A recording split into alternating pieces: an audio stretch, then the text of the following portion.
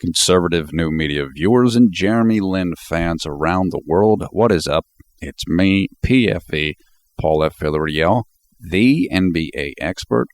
We are here to discuss Houston's 97-88 loss tonight to the Phoenix Suns. The game took place in Houston, Texas, and it was game number 20 of the 2013-2014 regular season. With the defeat, Houston drops to 13-7 on the year, and they have now lost 2 games in a row. This is only the second time of the season in which Houston has lost 2 straight games. Also, Houston is now 2-2 in games this year in which JLin has not played.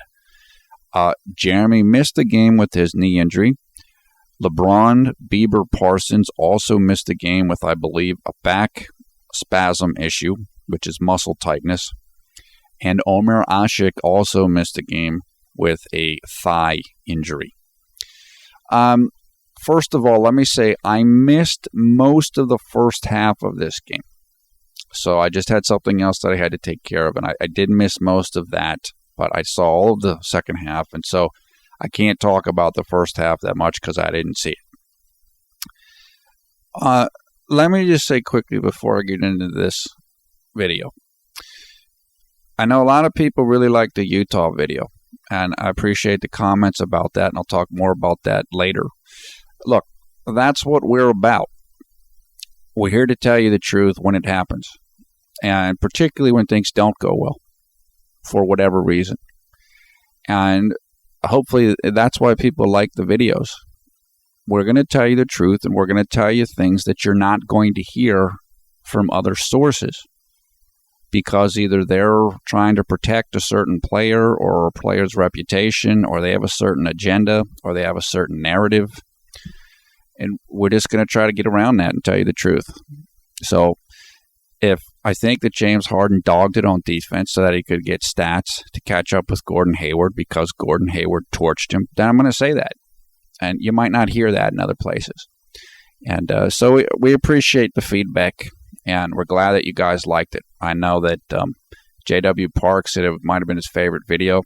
A couple other people told us, hey, thanks for keeping it real. And another person said, look, I know CBS 8 said, I know that these videos are focused on Jeremy, but they're just great videos.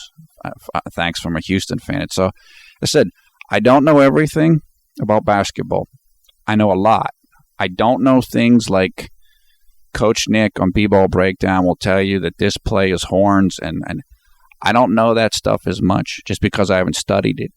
I know offensive strategy, but I don't know the names of things, this type of stuff. So there's things I don't know.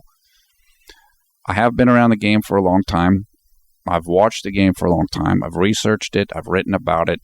I've talked about it. And so that's what we do. And I'm glad that you guys appreciate the videos.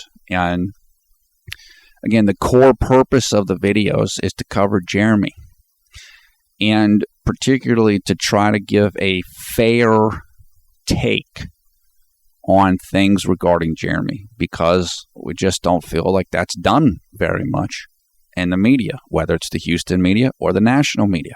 There are exceptions to that. People like Ian O'Connor, or I can't remember the guy's name, Robin Lindbergh, or I can't remember his name, the guy from ESPN New York. There are people that are fair to Jeremy and tell the truth, but there's not enough of them, in my opinion. And so that's a big reason why we make the videos. Jeremy's a pioneer. He's a trailblazer. He's paving the way for other people that aren't traditional basketball player profile people, whether they're Asian American or of Asian heritage or from the Ivy League, or they weren't drafted, or whatever it is. So some people just kind of put Jeremy in a little box, and they want to make him go away. And we're not into that. And as I said, we're going to challenge that. If it needs to be challenged. Again, if Jeremy doesn't play well, I'm going to say that. But he does play well, and he is playing well now. And so that needs to be said. And unfortunately, a lot of people want to kind of contain that or put that in its own little story box, like he's only doing well because he's coming off the bench, this type of nonsense. So, and in the course of doing the videos, of course, we're going to talk about Houston and the team. And I'm a Rockets fan, and I've been a Rockets fan for about 30 years. So I know the team, I know the organization, I like the team. And so we're going to evaluate the team and the players on the team, including James Harden and Dwight and everybody else. And we're going to look at the players that play Jeremy's position on the team and on the opponent. So that's what these videos are about. And like I said, I'm glad you guys liked the Utah video. And that's what we do. I mean, that's what we're about. That's what these videos are about. That's what I'm about as an NBA expert. That's what John's about, my brother, if you haven't seen his videos. So that's it. Okay. Patrick, 12 points, 8 rebounds, 2 assists. His efficiency was 17, which again was really good. Patrick only had 1 turnover. Patrick was really, really good in the fourth quarter. Really good. He had a 10 efficiency in the fourth quarter. He played great down the stretch. And he wasn't playing that well coming in the fourth quarter, but he did play well in the fourth quarter. And that's great to see. I like Patrick. I like Patrick a lot. And I'm glad that he played well in the fourth quarter. Aaron Brooks, 17 points, 4 rebounds, 6 assists. 2 turnovers. Efficiency was 17. He also played well. Now, Patrick and Aaron didn't shoot great, but they played well. They did play well. And Aaron was also really good in the fourth quarter. He had 8 efficiency units in the fourth quarter, which is phenomenal. Aaron and Patrick really got it done in the fourth quarter of this game. They did. And it's unfortunate that the team lost because those guys did what they needed to do in the fourth quarter. James Harden, 14 points, 4 rebounds, 2 assists, but he only shot 3 of 17 from the field, including 0 of 10 from three-point range. 5 turnovers, plus minus was a minus 20, and James' efficiency in 41 minutes was 2. So I think you know what we're going to be talking about here in a second. Francisco Garcia, 8 points, 5 rebounds, 1 assist, efficiency 7. Dwight, 15 points, 18 rebounds. He had the highest efficiency on the team with 20. Terrence Jones, 8 points, 7 rebounds, and 1 assist. Let me just check. Terrence had 24 minutes. So people are mentioning that Kevin McHale seems to be pulling a quote-unquote JLin on Terrence Jones, meaning that now all of a sudden Terrence is getting his minutes cut. As I mentioned at the end of the last video, and I wish I would have talked about it earlier because I know a lot of you probably missed it. A commenter over at JeremyLin.net, I believe the man's name is Kirosen, although I could be wrong about that, and if I am, I apologize, said that Kevin McHale's style of coaching can lead to some bad results. And I don't mean just win-loss. I mean like development of players. It's you put the guy in that's hot, and then you take the guy out when he's not hot. Well, that makes sense. I mean, it makes sense on its face. But you don't develop players a lot that way. And I understand that the team's in a win now and win this year mode, but you might be losing some investment in players because of that. So Terrence has played great recently, but he's only playing 24 minutes now. That's, that might not work out great for development of Terrence Jones, just like playing 24 minutes or playing 17 minutes might not work out really well for the development of Jeremy Lin. And as Kirosen said, and he's absolutely correct, in my opinion, there is a culture on Houston in the organization right now embraced by both Daryl Morey and Kevin McHale, where guys are almost like numbers or serial numbers. And it all comes down to stats, and it all comes down to if you're producing in your 6 minutes of burn on the court. And that's it. And if you're not, and if your advanced stats don't look good, you're gone. And I get it. This is kind of like the evolution of the NBA. We've gone from more of the basketball guys and the eye test guys, meaning what you see on the court and what you think about a player, to advanced stats guys like Daryl Morey. And now those guys are making decisions. And the decisions aren't always the correct decisions. I'll give you a great example of this from a writer that I like a lot, Tom Haberstroh, who writes for ESPN.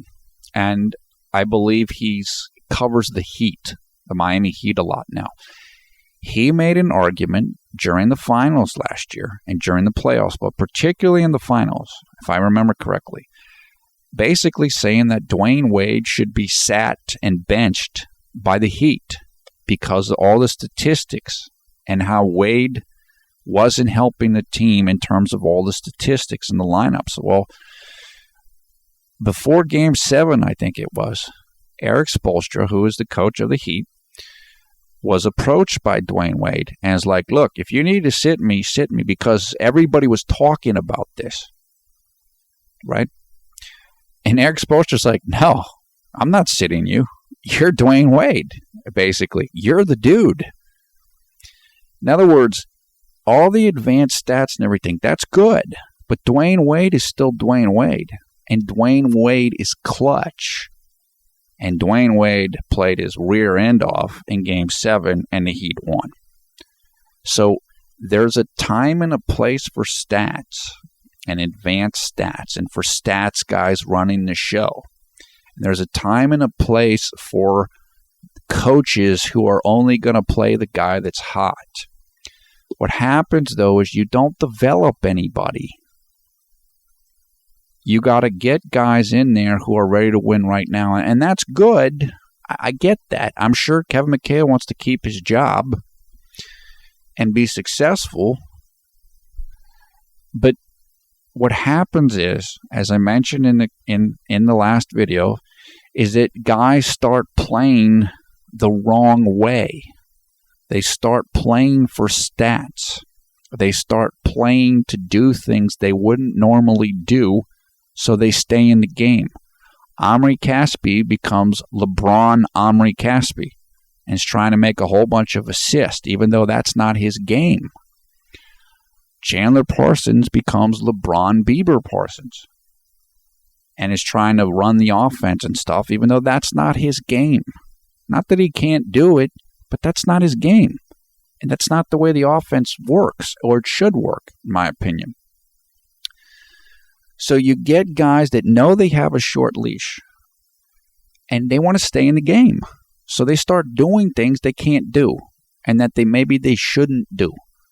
But they don't know when they're going to get pulled out of the game by McHale. They don't know when they're going to get traded by Daryl Morey. So Jeremy Lin's the apologized to, and he's the savior of Houston basketball. Now he's rumored to be traded. Omar Ashik comes in, and he's a cornerstone. Now he's rumored to be traded. That's the culture right now of this team, in my opinion. And it's not necessarily really good. And it trickles down, in my opinion, and it can have negative effects on the players on the team and on team chemistry and team morale. Because guys don't care. They're not looking for other guys. They're looking for them. Because they don't want to get traded, and they don't want to be put on the bench. And unfortunately, that's what this team feels like. If I was a player, I wouldn't necessarily want to play for the Rockets because of this attitude that seems to pervade the team. Again, I love the Rockets. But if I was a player and I want to develop and stuff, that might not be where I would want to play. Just to be completely honest with it, because of this mindset. And I get it. I get it. Team wants to win now. Team can win now. And they beat the Spurs, and they're a serious contender. But are they? I don't know about that. Because of the issues on the team, because of the immaturity of the team, and honestly, because of the culture of the team. What I said, the short leash, advanced stat guys running the show. We have to see it work first before it works, in my opinion. And I don't think we've seen that yet. I don't think we've seen a team led by that approach that's worked yet. I'm sure it can work, just the same way that I'm sure if Dwayne Wade was sat down because the advanced stats said it in the finals, Miami might have still won, but they might not have won. And that's kind of where we're at right now. I think that there's a whole bunch of forces pushing and pulling on this team. There's the approach that I just mentioned. There's immaturity and egos, in my opinion. There's all kinds of stuff going on. And the sum of the parts might be less as a whole than the individual parts right now. And we'll have to see if that's the case. Okay, so Terrence Jones, as I said, 8.7 boards. Omri Caspi, 14.7 boards, although I think his efficiency was only 11, which you would expect it to have been higher. Goran Dragic, former Rocket, 19 points, 2 rebounds, 1 assist. His efficiency was a 17, so he had the same efficiency as Patrick did. He is the starting point guard for the Phoenix Suns. Eric Bledsoe, starting shooting guard for the Suns, 20 points, 3 rebounds, 7 assists. His efficiency was 21. So Eric Bledsoe had 10 times the efficiency of James Harden in this game. And the backup shooting guard, Gerald Green, I believe, 4 points, 4 boards for the Suns.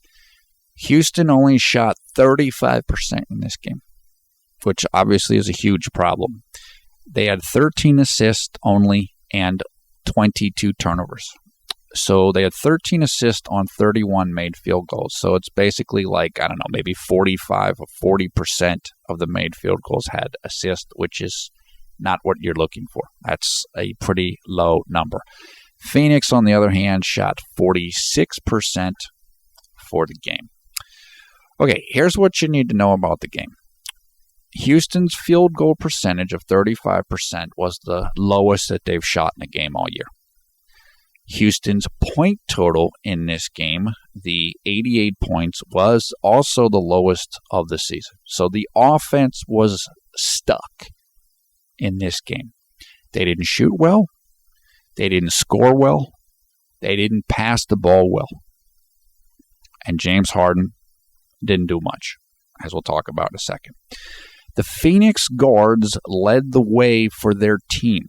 They were the leading point getters for the team, which is Goran Dragic, starting point guard, and Eric Bledsoe, starting shooting guard. Although they have Bledsoe listed here as the point guard, I believe Dragic plays more of the point and Bledsoe plays more of the shooting guard position, although truly they're both point guards. It's just they're getting them both on the court because they're both quite good. So there were 4 Suns in double figures, and 2 of them were Bledsoe and Dragic. So the guards did the damage here in large measure. They were the ones that led the way for Phoenix, and that's not a surprise.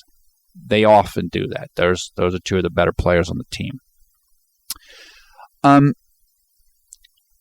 Patrick and Aaron scored 29 points, which was good, particularly in the fourth, but it took them 28 shots to get it. So the efficiency, or the points per shot, or points per field goal, wasn't super effective in this game. It's not bad. It's not bad. But in this game, it wasn't enough. James Harden was awful in this game, just like he was on defense in the Utah game. And just like in the Utah game, in my opinion, James Harden is the primary reason why the team lost this game. If you shoot 3 for 17 and you're the star player on the team or one of the 2 star players on the team, that's going to hurt. Right?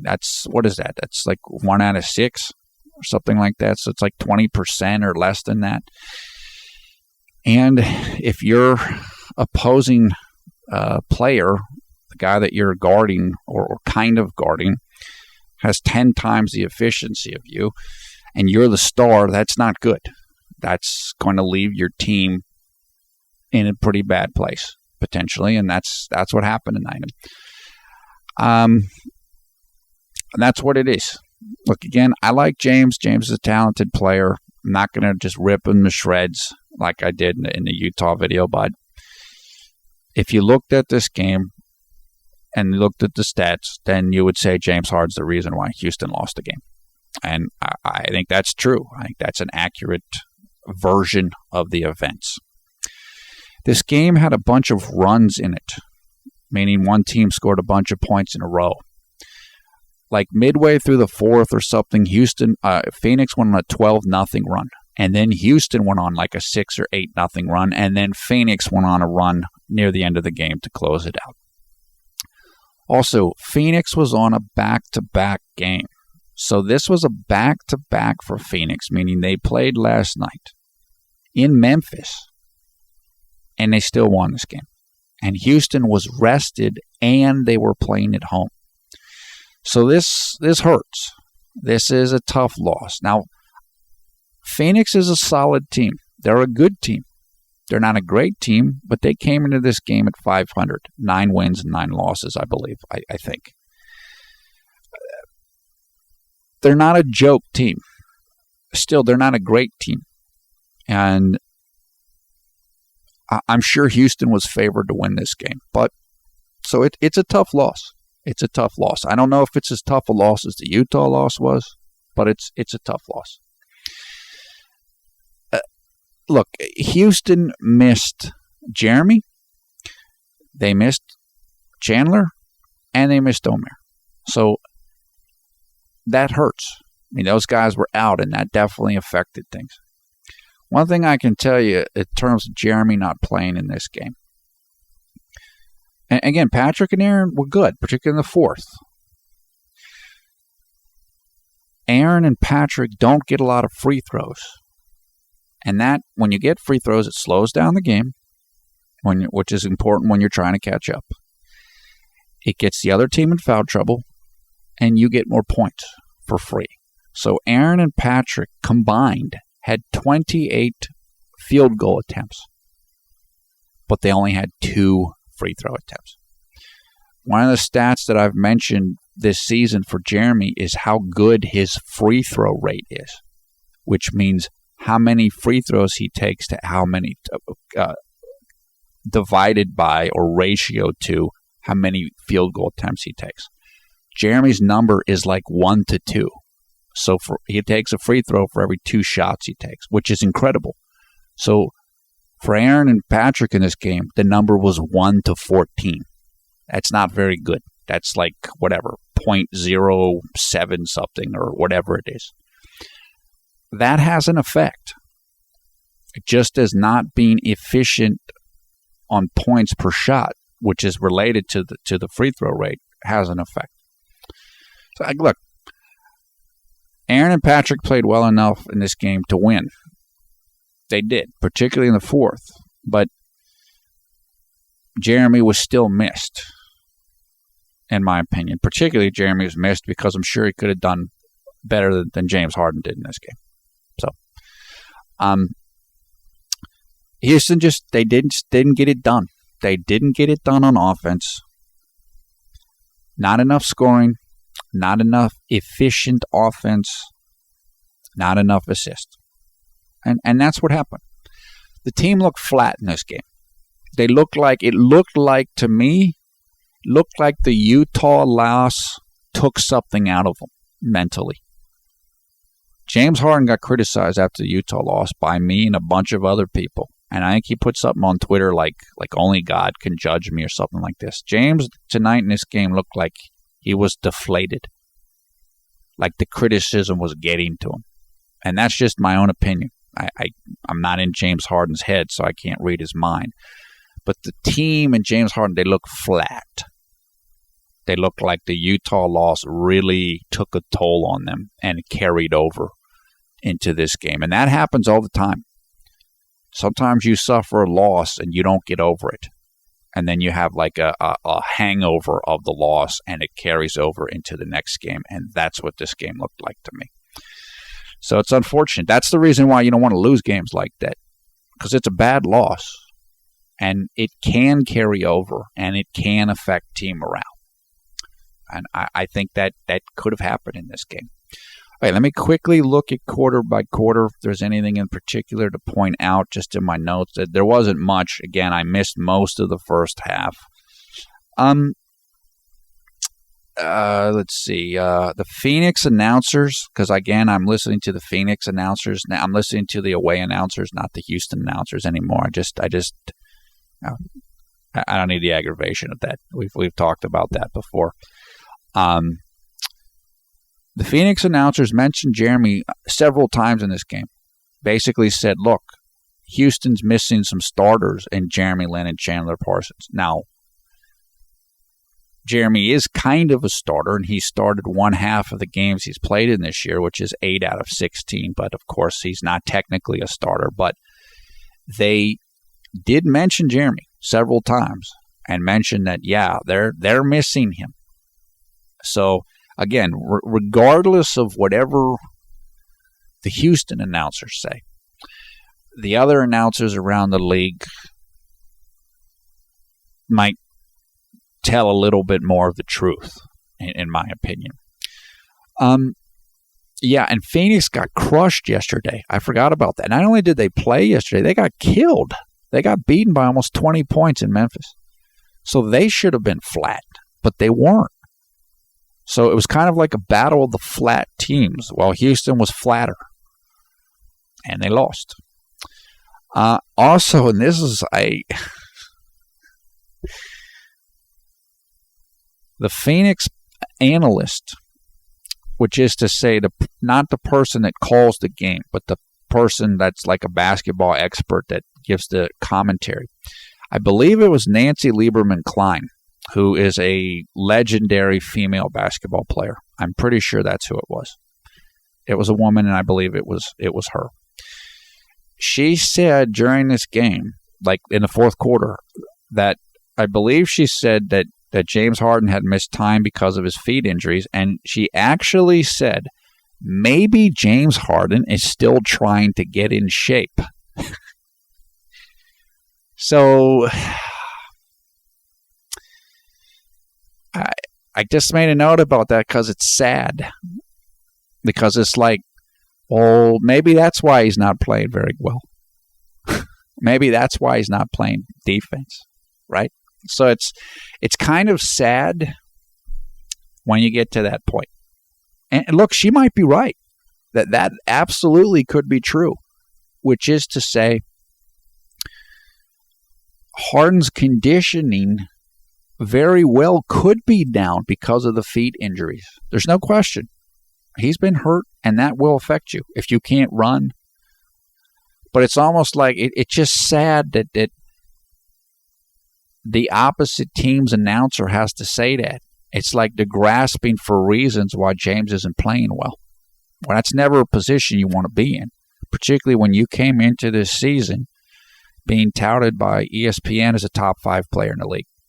You don't want to be in that position. So that's what it was. I mean, that's basically where it went as the game went into the fourth quarter or down the stretch in the fourth quarter. I did see Jeremy at the game, so what it appears as though is that recently he wasn't traveling with the team on the road, maybe so he can stay in Houston and get more treatment on his knee, rest up, but that's fine. In my opinion, I think it's fine. It's a good strategy. Get healthy and get your treatment. In other words, if you're on the road, you might not be able to get treatment 2 or 3 times a day, but if you're at home, you might be able to do that. So, great. I think Jeremy was in a suit and the little hipster glasses, like the hipster glasses, meaning I think like they're fake glasses, like fake lenses, but they're for look. and he's looking good. This was the second time in 6 games in which Patrick scored in double figures. So only 2 times in the last 6 games Patrick has scored in double figures, but he did do that tonight, and unfortunately it was wasted because the team wasn't able to get the win, which is too bad.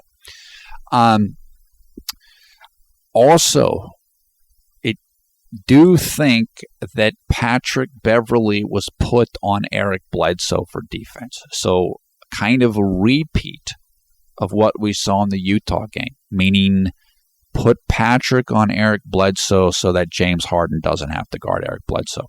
Now, again, it's a little unfair to criticize that because Eric Bledsoe's super quick, and he is really a point guard, even though he's playing shooting guard.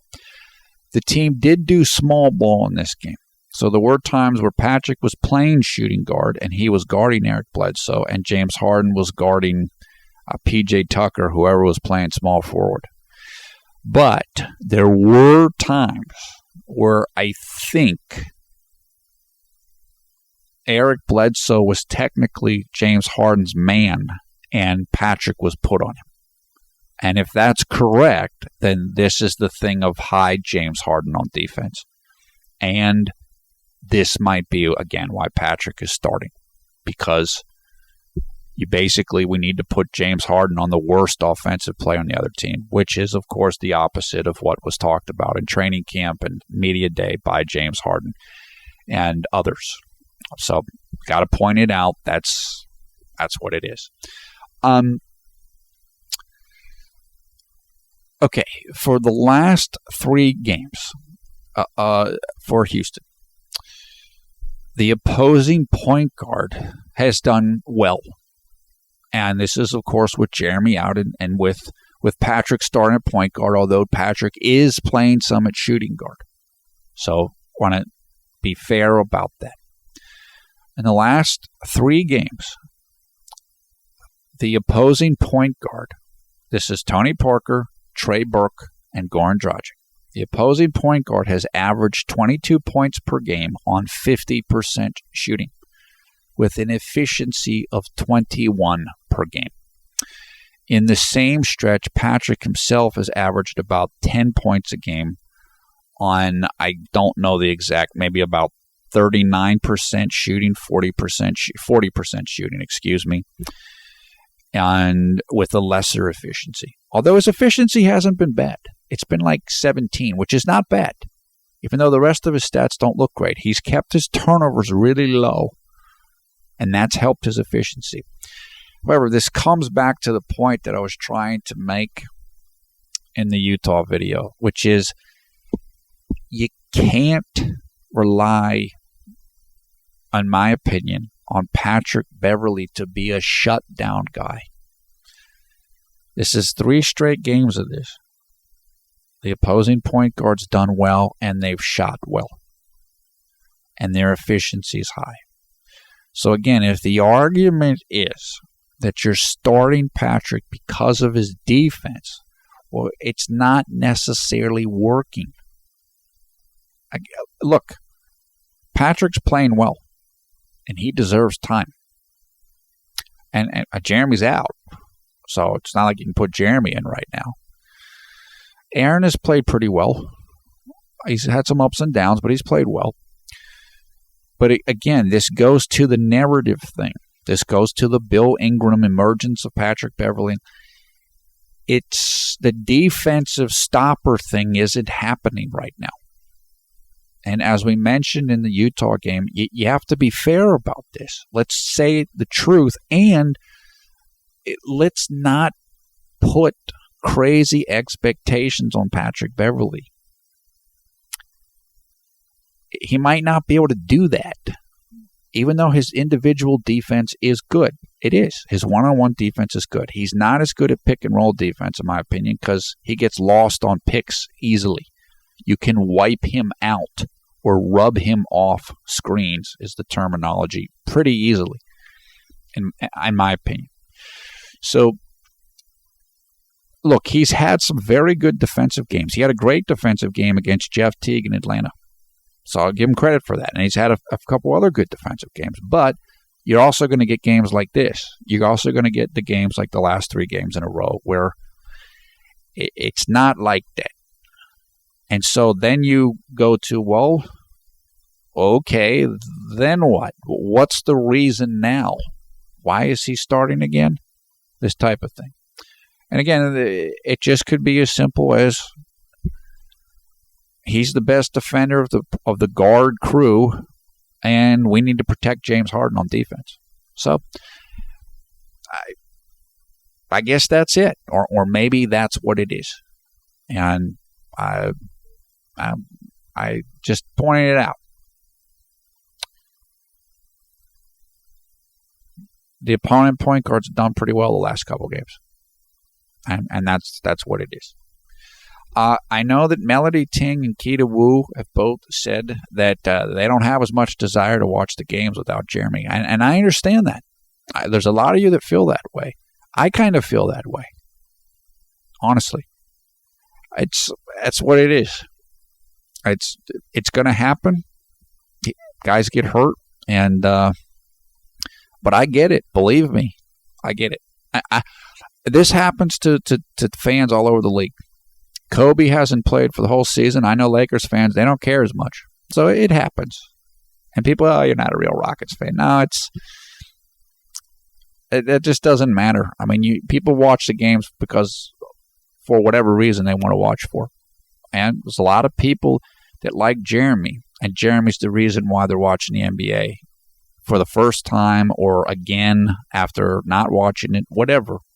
This is why I try to tell people about how important Jeremy is, because he has this effect on a whole bunch of people. It's like Tiger Woods in golf. I know plenty of people, they won't watch golf unless Tiger's playing. But when Tiger plays, they'll watch. Jeremy has a similar effect. I've seen it.